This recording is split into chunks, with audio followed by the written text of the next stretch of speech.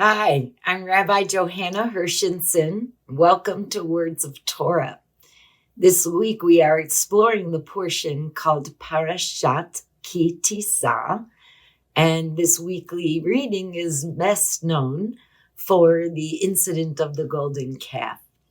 Moses is atop Mount Sinai, convening with God. The people are down at the foot of the mountain, 40 days, 40 nights. God is finally prepared to send Moses off with the 10 Commandments and notices that the people have built the golden calf and they're having this fantastic orgy all around the calf. And God says to Moses, holy cow, you won't believe what these people are doing. Exodus 32, verse 10, now let me be, that my anger may blaze forth against them and I may destroy them.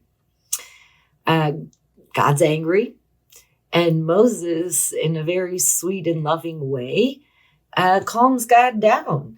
Wait a minute, God. They were slaves a few months ago. They haven't quite figured out this freedom thing yet. They're hungry. They're not used to the manna. Give them a chance to develop the mindset that will allow them to understand what this new covenant is all about. And God agrees, and Moses goes down the mountain holding those 10 commandments on the 2 tablets.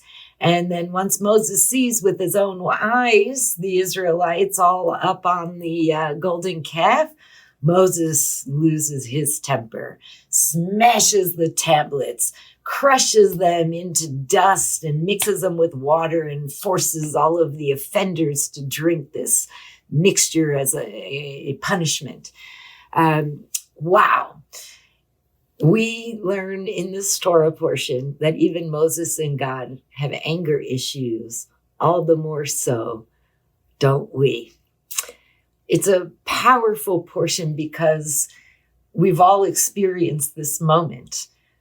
We've all played the role of getting called out and then turning around and projecting that somewhere else.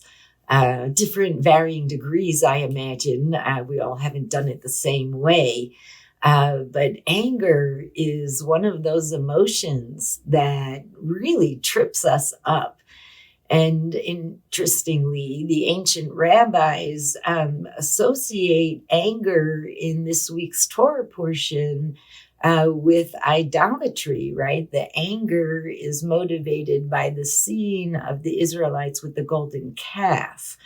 And the link the rabbis tell us is that anger causes us not just to lose our minds, but to serve that emotion of anger rather than serving the values that a person may hold in a calm state of mind. Anger is a frightful power because when a person loses his or her temper, right, reason no longer operates. We're not talking about righteous indignation. We're talking anger in terms of rage. And that's what we see God exhibit. And then Moses calms down God. And then Moses exhibits the same fit of rage when his eyes take in the scene. One of my colleagues, Rabbi Mari Cherno, as a contributor to a Musar Torah commentary, asks a wonderful question in regard to this narrative where God and Moses each lose their temper. She asks, what if God had not blown up and said, let me kill him, but rather took a breath, noticed that feeling of rage and what that rage meant to him and said something more like, even I didn't realize how important your loyalty was to me until so much anger came up in me at the sight of you with that calf that I actually wanted to kill you. Let's set some rules for this relationship. Could you imagine the different outcome in terms of our story as the Jewish people who, even upon redemption from Egypt, fall so quickly for an idol? That we lose our confidence in the hard abstract decision making when the very real experience here and now makes us hungry or tired or uncomfortable in some sort of way.